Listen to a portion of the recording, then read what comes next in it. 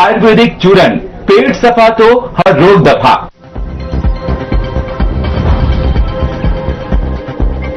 विजय दिवस पर मुख्यमंत्री धामी ने भारतीय सशस्त्र बलों की वीरता, साहस और समर्पण को किया नमन। कहा, उत्तराखंड है वीरभूमि और देशभक्ति की पहचान। कैबिनेट मंत्री रेखा आर्य ने सचिवालय में बैठक के बाद आंगनवाड़ी कार्यकर्ताओं के लिए रिटायरमेंट पर न्यूनतम 1 लाख रुपए की सहायता राशि देने का ऐलान किया।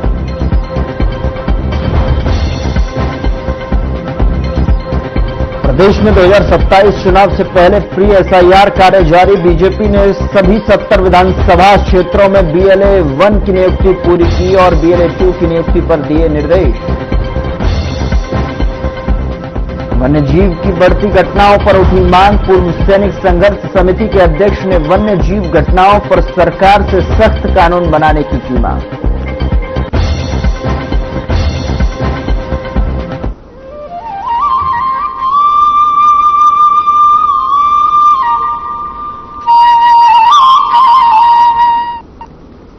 नमस्कार, मैं हूं आपके साथ गौरव राजेंद्र। बुलेटिन की शुरुआत करते हैं। देहरादून में विजय दिवस के अवसर पर श्रद्धांजलि एवं सम्मान समारोह का आयोजन किया गया, जहां पर सीएम धामी ने शिरकत करते हुए शहीदों को श्रद्धांजलि दी, तो वहीं उनके परिजनों को भी सम्मानित किया गया। सीएम ने कहा कि 1971 के युद्ध में भारतीय सेना ने अपने उत्कृष्ट सैन्य नेतृत्व, कुशल रणनीति और अदम्य साहस से विश्व इतिहास की एक निर्णायक विजय अर्पित की है। और बता दें कि जो विजय अर्जित करते हुए जिसके बाद पाकिस्तानी सेना ने हमारे रणबांकुरों के आगे घुटने टेक दिए थे। विजय की यह शौर्य गाथा भारतीय सेना के पराक्रम, अनुशासन और बलिदान का शौर्यपूर्ण इतिहास है।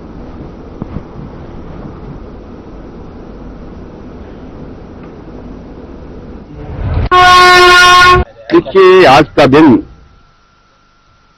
भारत के इतिहास में पड़ोसी में लिखा जाएगा।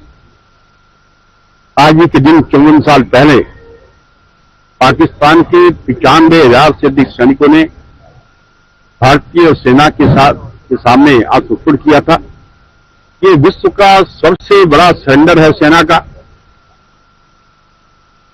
इसके लिए भारतीय सेना की जितनी प्रशंसा की जाए उतनी कम है। और आज इस दिन को पूरे देश के अंदर विजय दिवस के रूप में मनाया जाता है। उन वीर माताओं को, जिनकी कोख इस युद्ध में उगल गई, वो वीरांगनाएं जिनका सुहाग इसमें चला गया, वो वीर जिन्होंने इसमें प्रतिभाग किया, आज उन सबको हमने यहां पर सम्मानित किया। और उनको सम्मानित करते हुए हमारी सरकार गौरवान्वित हुई है। शहीदों का सम्मान करना हर देशवासी का कर्तव्य है। और मैं देखता हूं कि उस समय सैनिक कल्याण मंत्री बना हूं, मैं लगातार इस दिशा में काम कर रहा हूं। एक समय यह था कि इस मंत्रालय को जानता नहीं था, और आज हम इस तरह की बात से सैनिकों की सेवा करने का काम कर रहे हैं। और इस अवसर पर मैं एक बार मुख्यमंत्री जी का जी उन्होंने आज कुछ घोषणा यहां पर की, उनका भी आरोप करता हूं और आप सबको विजय दिवस की शुभकामनाएं देता हूं, बधाई देता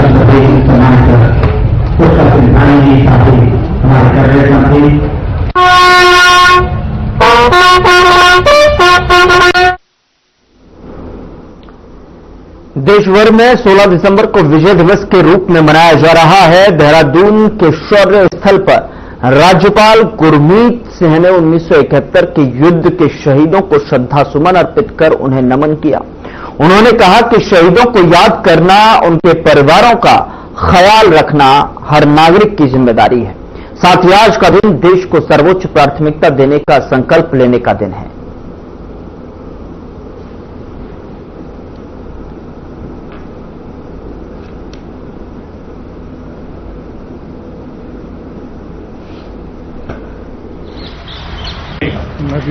जय हिंद। आज पूरा परिवार इकट्ठा होकर हमारे विजय दिवस को मना रहा है। आज के दिन हम सब ने इकट्ठा होकर इंडिया पाकिस्तान वॉर 1971, ये एक ऐसा वॉर था जो हिस्टोरिक, स्ट्रेटेजिक और डिसिसिव वॉर था, जिसके अंदर में अगर आप बारीकी से देखें तो एक लिबरेशन ऑफ ईस्ट पाकिस्तान था, एक क्रिएशन ऑफ बांग्लादेश था, और एक उस अत्याचार जुल्म जो इनोसेंट बांग्लादेशियों पर हो रहे थे उसका अंत था। आज हम सब मिलकर हमारे वीर जवानों को, जिन्होंने 1971 की जीत का हमको उदाहरण दिया, उनको हमने ट्रिब्यूट, नमन और श्रद्धांजलि पेश की। हमने आज इकट्ठा संकल्प लिया है कि उनसे हम क्या सीखते हैं, उनसे डेडिकेशन, कमिटमेंट, प्रोफेशनलिज्म और किस प्रकार से अपने राष्ट्र के लिए, राष्ट्र की सुरक्षा के लिए सुप्रीम सैक्रिफाइस का जो जज्बा है, जो उन्होंने हमको सिखाया है। आज हम सब ने मिलकर उनको याद किया जिन्होंने अपने प्राणों की आहुति दी। हमने उनको याद किया जो 54 साल पहले इंजर्ड हुए थे। आज हमने ये भी संकल्प लिया है कि उनके परिवार जो हैं उनकी देखभाल करेंगे।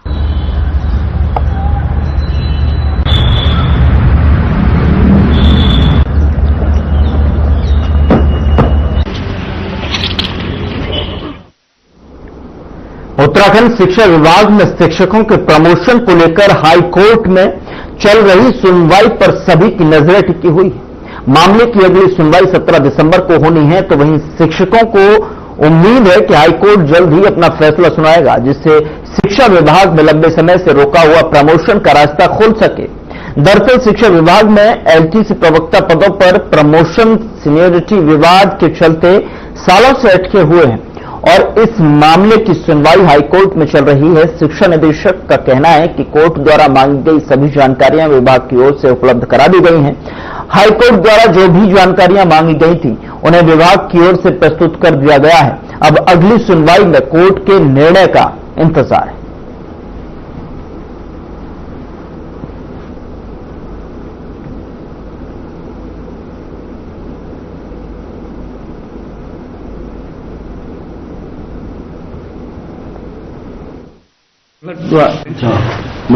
देखिए, माननीय उच्च न्यायालय में हमारी केस लंबित है। रोज वहां प्रगति चल रही है और जो भी सूचनाएं हमसे मांगी जा रही है वो हम तत्काल को दे रहे हैं। अभी भी हमारे सीएससी महोदय ने 3 बिंदु बांधे सूचनाएं मांगी है, हम तुरंत भेज रहे हैं और पूरी आशा हमको है कि हमारे यहाँ जो है जो प्रमोशन के रास्ते हैं वो बहुत जल्दी खुल जाएंगे। कि वो कुमाऊं से यहाँ ट्रांसफर हुए, ठीक है। अब ट्रांसफर मतलब मंडल हस्तांतरण। अच्छा, मैं कर रहा हूँ व्यवस्था। वो कुमाऊं से यहाँ ट्रांसफर हुए, ठीक है। अब ट्रांसफर मतलब मंडल हस्तांतरण। अच्छा, मैं कर रहा हूँ व्यवस्था। वो कुमाऊं से यहाँ उधर मुख्यमंत्री के निर्देश पर प्रदेश में जन जन की सरकार, जन जन के द्वार अभियान चलाया जाएगा। आपको बता दें कि यह अभियान 17 दिसंबर 2025 से अगले 45 दिनों तक प्रदेश भर में संचालित होगा। इसके तहत न्याय पंचायतों और ग्राम पंचायतों में विशेष कैंप लगाकर आम जनता को केंद्र और राज्य सरकार की जन कल्याणकारी योजनाओं का सीधा लाभ दिया जाएगा। तो वहीं अभियान में राजस्व, ग्राम विकास, पंचायती राज और कृषि संबंधित जो है समाज कल्याण समेत 23 विभाग शामिल होंगे। कैंपों के जरिए समस्याओं का मौके पर समाधान और पात्र लाभार्थियों को योजनाओं से जोड़ा जाएगा। अधिकारी कर्मचारी सरकार की योजनाओं को आम लोगों तक पहुंचाने का काम करेंगे, तो कई योजनाओं की जानकारी लोगों को नहीं होती। ऐसे में जो है कैंपों के माध्यम से ज्यादा लोग लाभान्वित होंगे।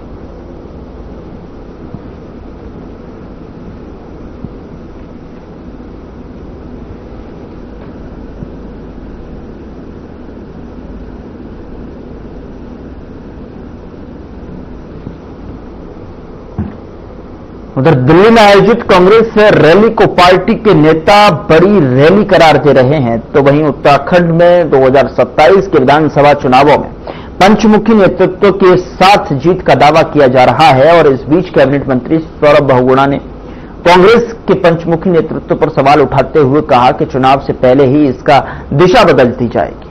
उन्होंने यह भी कहा कि चुनाव जीतने के लिए संगठन सबसे बड़ा कारक होता है। जो कांग्रेस के पास वर्तमान में नहीं है, और यही कारण है कि कांग्रेस के जरिए चुनावी सफलता हासिल करना मुश्किल हो सकता है।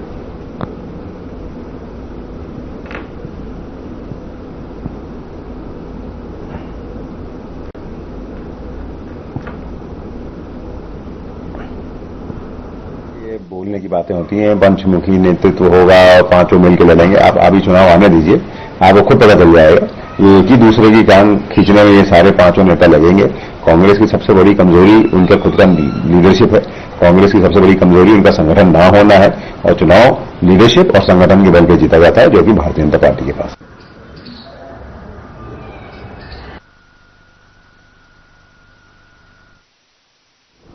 Public relation society of India का 3 दिवसीय राष्ट्रीय अधिवेशन देहरादून में भव्य रूप से संपन्न हुआ। तो वहीं आपको बता दें कि जिसमें उत्तराखंड के कैबिनेट मंत्री और वन मंत्री सुबोध उनियाल मुख्य अतिथि के रूप में शामिल हैं, और ऐसे में इस कार्यक्रम में देश भर से जनसंपर्क, संचार और मीडिया क्षेत्र से जुड़े प्रतिनिधियों ने हिस्सा लिया। तो वहीं आपको बता दें कि अधिवेशन में समसामयिक विषयों, जनसंचार की भूमिका, तकनीकी बदलावों और राष्ट्र निर्माण में संचार के योगदान पर विस्तृत चर्चा हुई।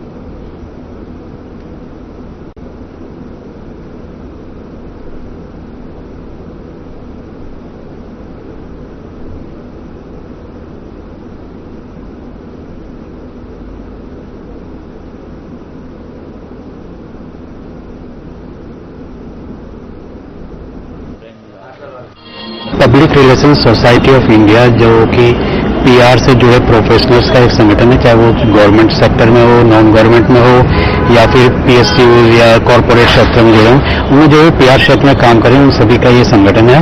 इसका हर साल एक राष्ट्रीय अधिवेशन होता है। इस बार का राष्ट्रीय अधिवेशन, जो 47वां राष्ट्रीय अधिवेशन है, वो देहरादून में आयोजित किया गया। 3 दिन ये चला है।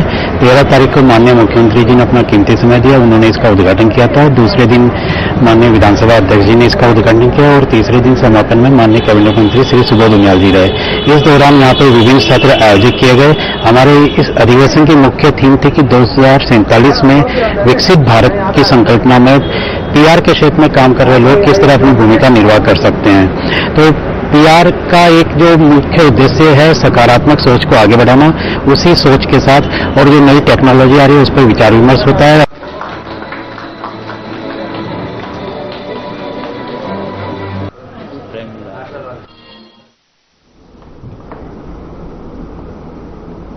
उधर गोवा में हाल ही में हुए अग्निकांड को ध्यान में रखते हुए उत्तराखंड में 1 सप्ताह के भीतर सभी प्रतिष्ठानों का फायर सेफ्टी ऑडिट किया जाएगा।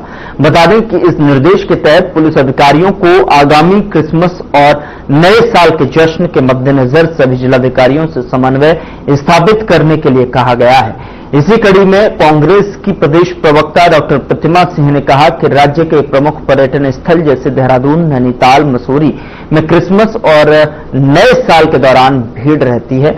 उन्होंने बताया कि राज्य के सभी कैफे, पब, बार, रेस्टोरेंट, होटल, मॉल और अन्य प्रतिष्ठानों का फायर सेफ्टी ऑडिट किया जाएगा और मानकों का उल्लंघन पाए जाने पर कठोर कार्रवाई की जाएगी।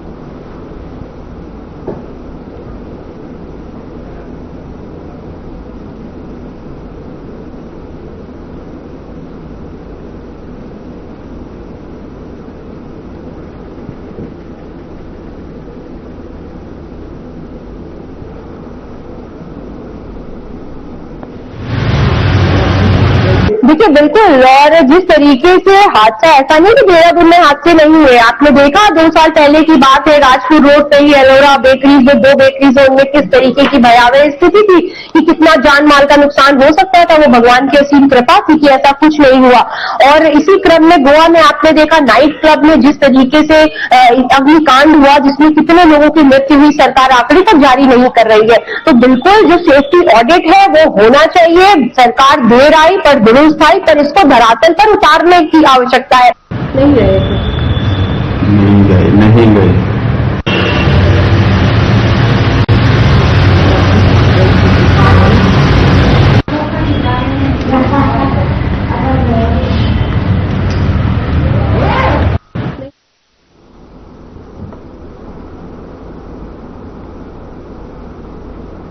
यहां रुक रहे हैं एक ब्रेक के लिए। ब्रेक के उस पार खबरों का सिलसिला लगातार जारी है।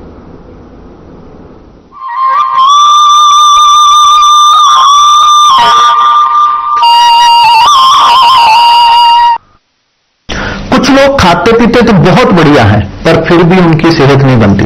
पिचके हुए गाल हैं, हड्डियां निकली हुई हैं, पैंटें ढीली हैं, कपड़े जचते नहीं, कोई पर्सनैलिटी नहीं। ऐसे लगता है इधर से खाए जा रहे हैं, उधर से निकले जा रहा है, क्योंकि उनका पाचन तंत्र खराब है। और जब तक के पाचन तंत्र दुरुस्त नहीं होगा, वो जितना मर्जी अच्छे से अच्छा खा ले, उनकी सेहत नहीं बन सकती। इसलिए हमारी संस्था सन्यासी आयुर्वेदा ने एक ऐसी दवा का निर्माण किया है जो कि आपके लीवर को, आपके पाचन तंत्र को दुरुस्त करने का काम करती है, ताकि आप जो भी खाएं उसका पूरे का पूरा निचोड़ आपके शरीर को लगे, आपकी भूख बढ़े, खाया पिया सही से लगे, नया खून बने, हड्डियों में जान आए, वजन बढ़े और आप मोटे तगड़े खूबसूरत पर्सनैलिटी के मालिक बन जाएं। सिर्फ 655 रुपए की पूरे 1 महीने की दवा होती है और आप इसे घर बैठे 01145454545 पर फोन करके दवा मंगवा सकते हैं।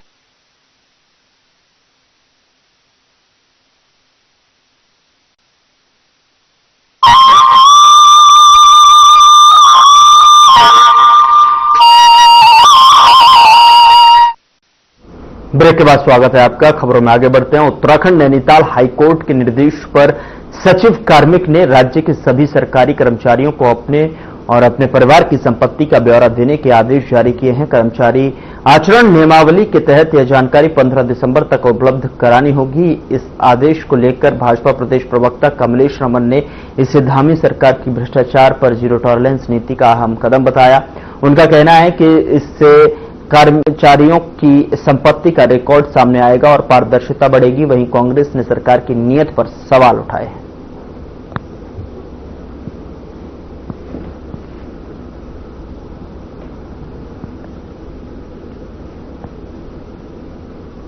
देखिए, पहली बात तो जो सरकार जीरो टॉलरेंस अगेंस्ट करप्शन की बात करती है, उसके मन में इस तरीके का विचार नहीं आया, क्योंकि उन्हें पता है कि अगर छोटी मछलियां पकड़ी जाएंगी तो जाहिर सी बात है बड़ी मछलियों तक भी पहुंचा जा सकता है और फिर कई ऐसे सफेद पोश लोग हैं जो सत्ता में बैठे हैं जिनके नाम उजागर होंगे। तो ये कार्य तो इनको खुद करना चाहिए, लेकिन बड़े शर्म की बात है कि हर बात पे हाई कोर्ट को सरकार को आदेश देना पड़ता है, हाई कोर्ट को सरकार को लताड़ना पड़ता है। और यही वजह है कि जो रिट पिटीशन दाखिल हुई उसके आदेश के जो है पालन करने के उद्देश्य से इस तरीके का जो आदेश है कि सरकारी कर्मचारियों को जो है अपना और अपने परिवार की संपत्ति का ब्यौरा जो है देना होगा। ये बिल्कुल सही है। देखिए, अगर भ्रष्टाचार के खिलाफ ये कदम उठाया जा रहा है जो कि हाईकोर्ट के आदेश पे, तो ये स्वागत योग्य है।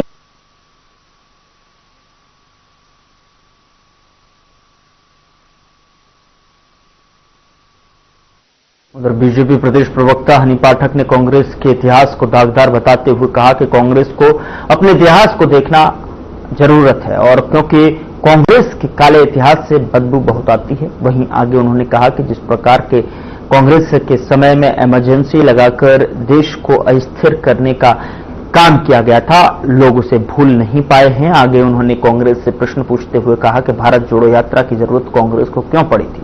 कांग्रेस ये बताया कि भारत टूटा कब था।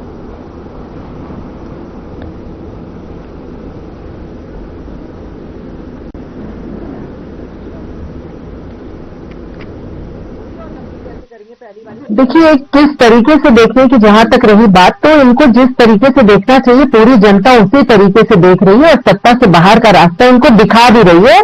तो वही कार्य इनके साथ किया जा रहा है कि सत्ता से इनको बहुत दूर रखा जा रहा है, क्योंकि पूरी तरह से जनता समझ चुकी है कि इनके लिए रोजगार एक राजनीति के रूप में आज तक चला आ रहा था, इसलिए जनता ने इनको बाहर का रास्ता दिखाया है। और ये जिस प्रकार से इससे पहले ये मोहब्बत की दुकान भी चला रहे थे और भारत जोड़ो यात्रा, मैं तो ये भी समझ नहीं पाई आज तक कि भारत टूटा कब था जो ये जोड़ने के लिए चल पड़े थे।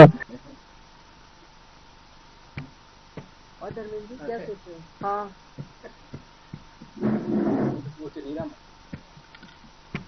जिलाधिकारी सविन बंसल ऋषिकेश पहुंचे। सबसे पहले उन्होंने लाल बीट में बन रहे कचरा निस्तारण प्लांट का निरीक्षण किया और निरीक्षण में उन्होंने दिसंबर तक प्लांट का निर्माण कार्य पूरा करने के निर्देश दिए। लेट लतीफे पर ठेकेदार के खिलाफ कार्रवाई करने की चेतावनी दी। इसके बाद उन्होंने पशुलोक स्थित गंगा किनारे निर्माणाधीन घाट को देखा। जल्द से जल्द घाट का निर्माण कार्य पूरा करने के निर्देश दिए।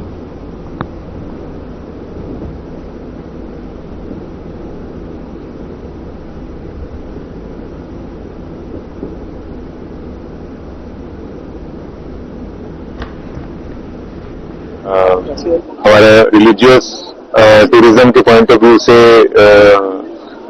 एक नोडल हब है और न सिर्फ हमारे जिले का बल्कि पूरे गढ़वाल क्षेत्र का, चाहे हम चारधाम एंट्री रूट कहें या अब जैसे हमारा कुंभ की तैयारी भी गतिमान है, तो ऑनरेबल सीएम के निर्देश हैं कि वहाँ पे जो हमारा इंफ्रास्ट्रक्चर डेवलप होना है और जो अब स्थापनाएं एक्सपैंड होनी है उनको अभी से प्लान करके उसका कार्य प्रारंभ करवा दिया गया।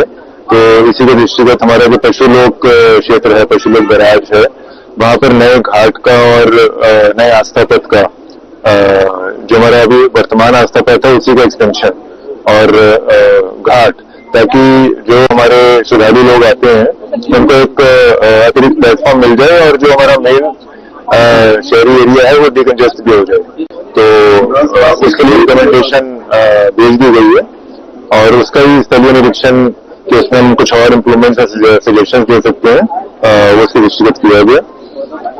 सेकेंडली जो हमारा वीरभद्र प्राचीन मंदिर है उसके रेनोवेशन, डिजाइन और सेक्शन के लिए एक विस्तृत डीपीआर जिससे उसका जो स्वरूप है हम प्रोटेक्ट कर सकें और जो हमारे श्रद्धालु लोग हैं उनके लिए सुविधाएं हम एक्सपेंड कर सकें, वो भी प्रारंभ हो जाएगा।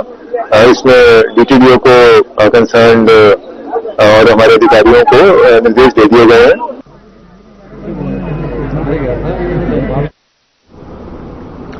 उधर थराली विकासखंड में कुलसारी सुनाऊ मोटर पुल का शिलान्यास और भूमि पूजन कार्यक्रम विवादों के बीच संपन्न हुआ। बता दें कि थराली विधायक भोपाल राम टमटा के तय समय पर न पहुंचने के कारण भूमि पूजन मंत्रोपचार के साथ शुरू कर दिया गया, जिससे भाजपा कार्यकर्ता ने जो है नाराजगी जाहिर की है और कार्यक्रम स्थल छोड़ दिया। इस राष्ट्रीय राजमार्ग पर कार्यकर्ताओं ने विधायक का वाहन रोककर घटना की जानकारी दी, जिस पर विधायक ने मौके पर मौजूद विभागीय अधिकारियों को फटकार लगाई और कार्यक्रम स्थल से लौट गए।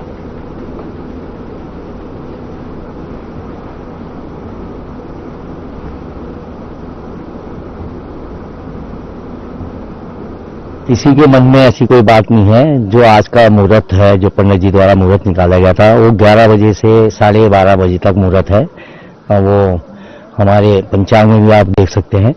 तो तो हमने 12:30 बजे से पहले पूजा शुरू कर दी और फिर जो है पूजा को धीरे धीरे शुरू किया, जिससे कि विधायक जी आ जाएं और वो 12:30 1-1.5 बजे तक जब तक चलती रहे पूजा, क्योंकि पूजा किसी भी तरह 12:30 बजे से पहले शुरू होनी आवश्यक थी।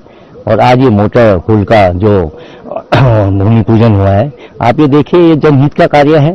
जनहित में आप ये जो कुलसारी से जो इतने लंबे समय से जो मांग थी, आज चुनाव में जो पुल का निर्माण का भूमि पूजन हो रही है, आप ये देखिए, उससे पैनगढ़, जो कि पैनगढ़ कितने समय से आपको अवगत है, ये कितने बेचारे परेशान थे, और देवलगढ़ जो कि वहां पे प्रधानमंत्री का पुल जो है कि अभी बनना भी नहीं है और उसमें भूमि आवंटन भी नहीं है, और सभी बनना भी बहुत मुश्किल है, मतलब उसमें समय लगेगा। और ये शुरू हो गया, इससे इनको देवलगढ़ से लेके और प्रधानमंत्री का पुल भी बन जाता है तो बाईपास आपका थराली बन जाएगा और पैनगढ़ से होते हुए ये जो है हरमनी निकल जाएगा। तो कई गाँवों में, इतने गाँवों को इस पुल का जो है सीधा सुविधा मिल रही है।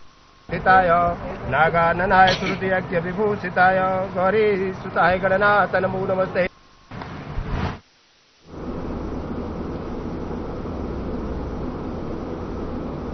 फिलहाल बुलेटिन में इतना ही। नमस्कार।